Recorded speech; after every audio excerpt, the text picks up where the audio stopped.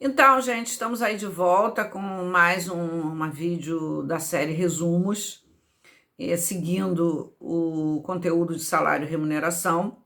E nesse vídeo nós temos dois anteriores, é importante lembrar isso, nos quais nós tratamos aí do conceito de salário, falamos das gorjetas, dos elementos do salário quanto à forma, do salário in natura, salário em dinheiro, salário in natura, essa grande divisão, né, que é e de difícil, às vezes, a compreensão do salário, da natureza jurídica salarial, das utilidades.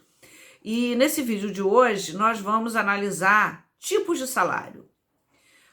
Esses tipos de salários, nós vamos achar essa previsão no artigo 457 da CLT e em alguns outros artigos também. Lembrando que alguns dos autores chamam esses salários, né, de sobressalários. E que a gente eu gosto muito mais da expressão dos tipos de salário, porque toda vez que a gente entende que tem uma natureza jurídica salarial, eles são, em verdade, salários. E enquanto salários, eles formam a base de cálculo para todos os efeitos. Porque a grande questão, e isso é bom a gente dizer nessa sériezinha Resumos, que não é um curso aprofundado, a gente trazer essas ilações de que quando a gente diz assim, tipos de salários, nós estamos querendo dizer que a sua composição, que essas parcelas, que esses adicionais, que eles têm natureza jurídica salarial. Enquanto natureza jurídica salarial, eles vão formar a base de cálculo para os demais direitos, como, por exemplo, forma a base de cálculo para o período de férias, forma a base de cálculo para as gratificações natalinas, forma a base de cálculo para o INSS, forma a base de cálculo para o fundo de garantia, forma a base de cálculo para quando o empregado eventualmente tem uma suspensão do contrato por uma licença médica e que precisa de saber qual o valor que ele vai receber da Previdência. Então, se há um desconto de INSS dessas parcelas chamadas sobressalários, ele vai ter o seu valor de benefício com base nessa composição toda. Então, é isso que nós estamos falando, né? Porque, no primeiro momento, pode parecer assim, o meu salário é X. Eu vou usar muito o exemplo de R$ 2.000, que é um salário médio aí, né? Bem médio-baixo. Então, numa perspectiva de dizer assim, o meu salário é R$ 2.000, ok.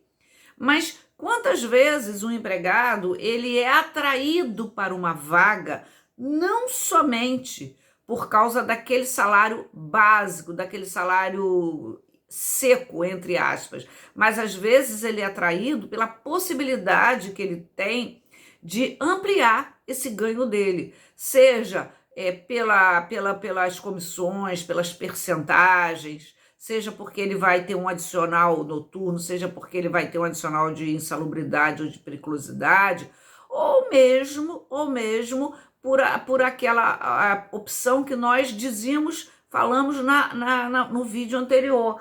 Qual seja, ele vai ter um vale alimentação, um ticket refeição, ele vai ter um plano de saúde bom, ele vai ter benefícios que vão aí, não tem natureza, embora esses não tenham natureza jurídica salarial, mas não vão sair, em princípio, o valor total do bolso do empregado.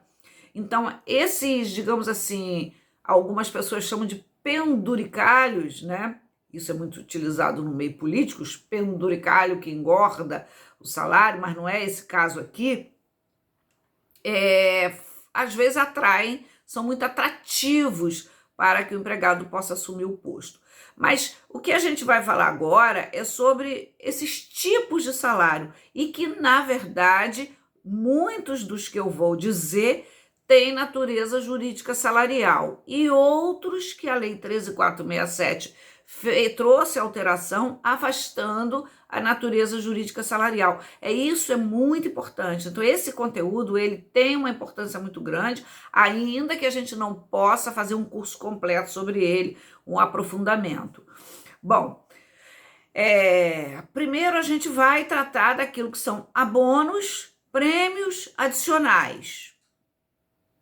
Adicionais são aqueles acréscimos que normalmente decorrem de uma prestação de serviço ou uma condição diferenciada em relação ao trabalho, em relação à própria condição do empregado, seja uma condição pessoal ou seja aí as condições da própria natureza da prestação de serviço. Por exemplo, o adicional de horas extras, previsto aí tanto no artigo 7º quanto no artigo 7º da Constituição Federal, 59 da CLT e diversas súmulas.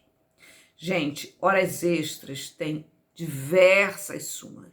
O que são horas extraordinárias? São todas aquelas, nós vamos ter aí uns 3 ou 4 videoaulas só sobre jornada de trabalho, mas eu já vou antecipar que horas extraordinárias são todas aquelas que ultrapassam a legal, a convencional e a contratual. Portanto, não é só aquelas que ultrapassem as 44 semanais ou a 8ª diária. Se está previsto no contrato 6 horas de trabalho, ultrapassou, são horas extraordinárias, ok? E lá naquela aula eu vou ensinar como calcula as horas extras. Adicional noturno. Adicional noturno, a hora extra, só para a gente lembrar, ela engorda bem o salário. Inclusive, muitas empresas não permitem mais que o empregado faça horas extras. Por exemplo, o setor bancário. Quando eu comecei a advogar, isso tem 30 anos, o setor bancário era o setor que ele era freguês da Justiça do Trabalho. E o grande ponto-chave aí dessas ações da Justiça do Trabalho eram exatamente as postulações de horas extraordinárias, porque tinha diversas situações. Atualmente, não só o setor financeiro, mas diversos tipos de segmento econômico não permite mais o trabalho em horas extraordinárias. Por quê? Porque eles trazem eles são muito caros para o empregador e para o empregado ele engorda muito o salário. Adicional noturno, previsto no artigo 73 da CLT e diversas súmulas, inclusive a lei do Rurícola, que é a lei 5589, que vai trazer um pequeno diferencial. O adicional noturno, como nós sabemos, é de 20% aí sobre o salário do empregado. Então, as condições desse sobressalário por óbvio, trabalhar à noite. Também vamos falar disso em outra oportunidade. Mas já antecipo que é para aqueles que trabalham de 22 às 5 da manhã para o trabalhador urbano. O trabalhador rural vai variar. E esse adicional noturno, ele também tem natureza jurídica salarial. Ele vai incorporar, ele vai engordar aí esse patamar salarial. Temos também o adicional de insalubridade, previsto também no artigo 192 da CLT e na Constituição Federal no artigo 7º. Esse adicional de insalubridade é para aqueles empregados que trabalhem em condições prejudiciais à sua saúde, como, por exemplo, sujeitos ao raio-x. Um exemplo, pessoal, profissionais da saúde, de um modo geral, tem o adicional de insalubridade. Também é um plus aí no salário, que pode ser de 10%, de 30% ou de 40%, conforme se apurar o grau mínimo, médio ou máximo. Adicional de periculosidade, também previsto no artigo 193 da CLT, para aqueles trabalhadores que se sujeitam a condições perigosas, é diferente da insalubridade. Aqui as condições são risco de vida, perigo de acidente e mesmo de morte. Como, por exemplo, trabalhar em posto de gasolina, trabalhar manuseando ou sob as redes de alta tensão. Então, também é um adicional que vai aí integrar essa base de cálculo e, portanto, ele tem natureza jurídica salarial. Um outro também chamado nessa linha dos adicionais, o adicional de transferência, previsto no artigo 469, parágrafo 3º, que está dentro daquele conteúdo de alterações do contrato que nós vamos ver daqui mais para frente. Esse adicional de transferência ele é de 25% para aquele empregado que tem uma transferência provisória da sua cidade, do seu local de trabalho, mais especificamente quando ele precisa de fazer mudanças de seu domicílio. Adicional por tempo de serviço. Esse aqui é muito comum nos setores públicos, nas empresas públicas, nas empresas de economia mista, né? Também chamado de anuênio, de trintênio, anuênio, de quinquênio, de triênios, né? São aqueles adicionais que tem como característica o tempo em que o empregado, por óbvio, está naquela empresa, naquele contrato de emprego. Temos algumas súmulas 203, 226, 240 do TST. Vejam, gente, que eu estou assim pincelando para vocês onde que a gente acha esses adicionais, esses para-salários, ok? Esses sobre-salários. Bom, aqui eu vou falar rapidamente sobre as gratificações, que aí não é salário, é remuneração. Nós dissemos isso no primeiro vídeo. As gorjetas também, elas vão compor essa base de cálculo, mas não para tudo, só lembrando, ela não compõe para aviso prévio, ela não compõe para repouso semanal remunerado, ela não compõe para hora extra e ela não compõe, se não me engano, para adicional noturno. Temos que ver lá, porque a Lei 13.467 fez essa alteração aí no artigo 457, incluindo o parágrafo 3º da CLT, além da súmula 354. Vamos lembrar também das chamadas gratificações. Essas gratificações pode ser gratificação de função, a gratificação por um patamar de destaque aí. Toda vez que esses valores forem habituais, essa é a grande característica, eles vão formar a base de cálculo aí e vão ter natureza jurídica salarial. Natureza jurídica salarial, ainda que eu esteja falando de gratificação, esse viés aí da natureza jurídica salarial. Então, essas gratificações, já aqui uma diferença que eu quero falar para vocês com relação à Lei 13.467, a chamada reforma trabalhista, é que ela suprimiu aquela possibilidade que estava previsto na súmula, se não me engano, a 372 do Tribunal Superior do Trabalho, em que dizia que aquele empregado que ocupasse um cargo de confiança e que, para isso, ganhasse uma gratificação de função por mais de 10 anos, ainda que ele perdesse esse cargo de função, ele não podia mais ter esse valor suprimido. Essa gratificação passava a incorporar, portanto, não só integrar a esse ganho salarial, ok? Então, isso é extremamente importante. Então, essa gratificação também. Então, essa gratificação de tempo de serviço, de função, de confiança, ela foi suprimida aí foi suprimida aí pela Lei 13.467. Bom, aí nós temos na linha da gratificação a gratificação natalina, né, que é o 13º salário. Obviamente que ele não é dividido por 12 para integrar essa base de cálculo, mas também ele é um sobressalário, ele é um ganho, ele é um plus a mais. A gratificação natalina, por incrível que pareça, ela está prevista na Lei 4.090 de 62, e nós vamos encontrar depois na Constituição Federal de 88 também, e diversas súmulas do Tribunal Superior do Trabalho.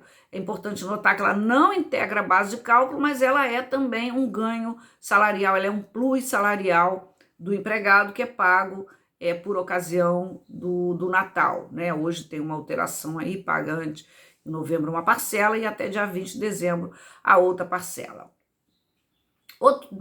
Três pontos aqui que eu quero tocar com vocês, mas antes disso eu quero falar das comissões. Comissão também é outra forma, é um outro tipo de salário muito comum. Comissão, percentagens, produtividade, né, produção. Por quê? Porque é aquele tipo de salário que depende do desempenho do empregado. Então, por exemplo, o empregado vai ter um salário básico de R$ 2.000, mais 2% de comissão sobre suas vendas. Então, todo o esforço dele, todo o empenho, toda a expertise, toda a maneira dele de abordar o cliente ou de fazer a venda, hoje, inclusive, a venda está muito comum, a venda pela forma virtual, né? Ele tem um aumento salarial dele. É óbvio que esses salários, que aí eu chamaria de salário aleatório, que vem de alea, ele também tem natureza jurídica salarial. E tudo que aquele empregado vai ganhar daquela comissão, ele tem também que receber o repouso semanal remunerado, que aí é pago pelo empregador. Então, a comissão é um tipo de salário muito comum, principalmente em alguns setores da nossa economia, como o setor de comércio a varejo. As comissões estão previstas no artigo 457, parágrafo 1º, artigo 466, súmula 93 do Tribunal Superior do Trabalho, e ele, na verdade, ele é um gênero, e a percentagem, ela é uma espécie.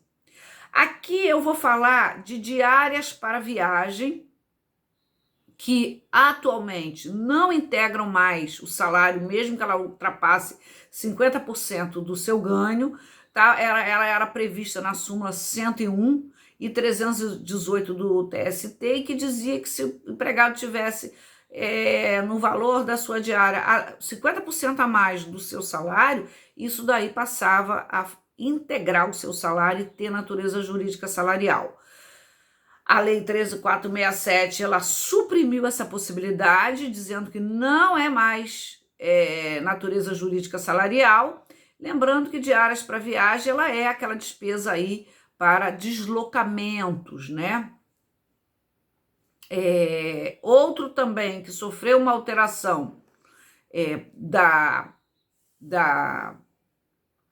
Lei 13.467, são os prêmios, né? O que são prêmios? Prêmios é todo aquele valor que o empregado, por exemplo, no setor de automobilístico, de venda de automóveis, né?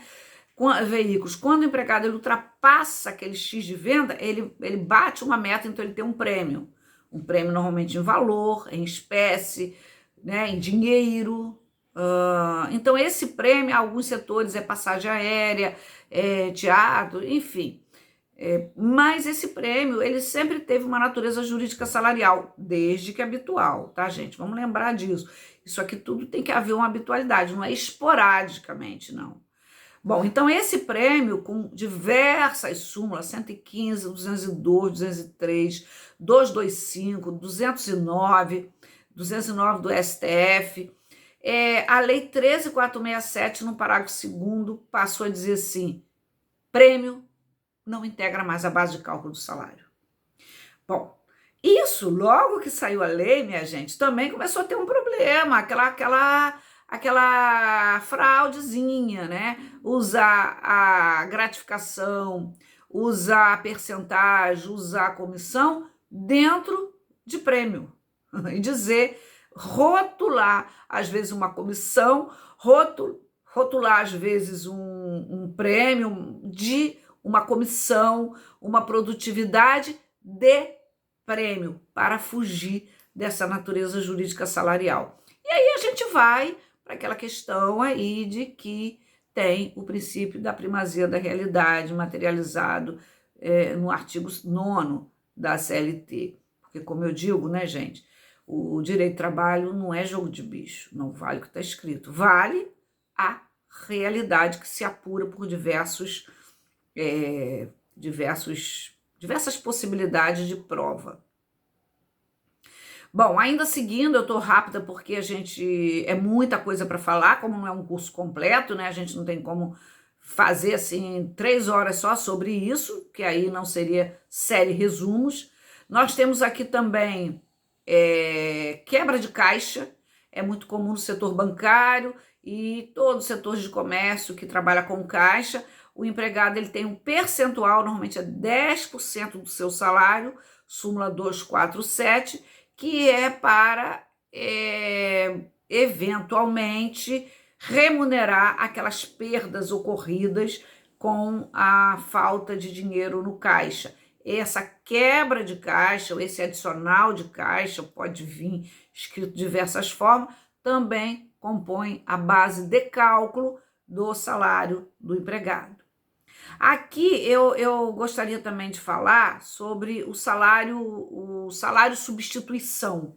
O que é salário substituição? Não é bem tipos de salário, mas é que eu quero, porque vocês vão encontrar isso em alguma doutrina, e é importante falar disso. Por quê? Porque ele também está previsto aí na súmula 159 do Tribunal Superior do Trabalho, e também no artigo 7º, que é aquele salário quando o empregado ele vai substituir um outro, seja em férias, seja uma licença maternidade, seja um afastamento por qualquer motivo de um empregado que tem um padrão mais elevado. Então, esse empregado que está substituindo, ele vai receber esse salário aí, receber esse salário aí por esse momento, esse tempo de substituição, ok? Vocês vão achar na Constituição Federal, no artigo 5º, 7º e na súmula 159 do TST. Participação dos lucros por força de lei, né? A Lei 10.101 não tem natureza jurídica salarial. É comum, por exemplo, em alguns tipos de empresa, por exemplo, a Petrobras, ela tem a famosa PL, participação nos lucros. Então, ela vai lá, não sei se nos últimos anos ela teve lucro, mas ela vai lá, no final de um período, normalmente em abril, ela fecha o seu caixa anual, suas contas do ano anterior, e depois ela faz uma distribuição segundo aí o plano de cargo e salário e a norma coletiva da categoria, mas não integra a base de cálculo, não tem natureza jurídica salarial, por força da própria lei que assim estabelece. Então, e fechando esse conteúdo de tipos de salário, eu quero fechar com o tópico equiparação salarial. Nessa mesma linha de salário substituição, a gente tem também a equiparação salarial prevista no artigo 461, que foi todo reformado com a Lei 13.467, e também na súmula 6 do TST. Essa súmula 6, ela é anterior à Lei 13.467, e, portanto, como o TST ainda não fez a reformulação das súmulas, vai fazer, e muito daqueles itens que estão ali na súmula, que é uma súmula longa de 10 itens, ele já está hoje aí no artigo 461 da CLT. Mas, em resumo, equiparação salarial é aquela situação em que o empregado que trabalha numa função idêntica, de salário de igual valor, prestado para o mesmo empregador, no mesmo estabelecimento, hoje a reforma trouxe esse termo, mesmo estabelecimento, que antigamente não tinha, ele deverá ter o salário igual do seu paradigma, do seu modelo. Então, por exemplo, João e José, se eles trabalham numa mesma empresa, aí a lei trouxe mesmo estabelecimento, trabalha na mesma função, que não haja uma diferença de tempo superior a 2 anos, com o trabalho de igual valor prestado para esse mesmo empregador, que aí a terceirização, ela afasta isso, né? Que pode estar no mesmo estabelecimento e um ser terceirizado e o outro não. No mesmo estabelecimento empresarial, e se João ganha, digamos, 3 mil e José ganha 2, José tem direito, por força da Constituição Federal e desse artigo 461, a ter o salário igual o de João. Então, eles têm, aí pode pedir a equiparação salarial, porque não pode haver discriminação quanto a salário, seja em razão de sexo, de etnia, de nacionalidade, de idade e tal. E aí o artigo 461, junto com a súmula 6, ela vai estabelecer os requisitos para que essa equiparação ocorra. Portanto, são 6 parágrafos que sofreram aí alterações de acordo com a Lei 13.467 da Reforma Trabalhista. E vale lembrar que quando a empresa ela possui plano de cargos e salário, como acontece na Petrobras, acontece em outras empresas públicas, né? Esse empregado público, se ele estiver vivendo essa situação, ele ocupar um cargo, né, uma função em que ele esteja ganhando um salário inferior ao que está previsto no plano de cargos e salário, e ele estiver ocupando, ele está no nível A, né, rotulado no nível A, carteira assinada no nível A, contra-cheque no nível A, mas trabalhando, exercendo a função no nível B, que é um salário maior, ele aí não vai pedir a equiparação salarial, ele vai pedir o enquadramento, porque ele está desviado de função. Então, são coisas distintas. A equiparação salarial, quando a empresa não possui planos de cargos e salário, porque quando aí o empregado vai pedir o salário igual do seu modelo, do paradigma, que ele foi, nesse caso, discriminado. E quando a empresa possui planos de cargos e salário, nós vamos estar diante aí do desvio de função. Então, ele vai pedir o enquadramento, e nas duas hipóteses, o empregado pede o enquadramento e pede também as diferenças salariais do tempo em que ele esteve desviado ou que ele teve discriminado, que ele foi discriminado. Então, gente, eu acho que em linhas gerais é isso. Em termos de resumo, com todas essas dicas aí dos pontos onde vocês podem ampliar o entendimento sobre esses tipos de salário e essas diferenças aí.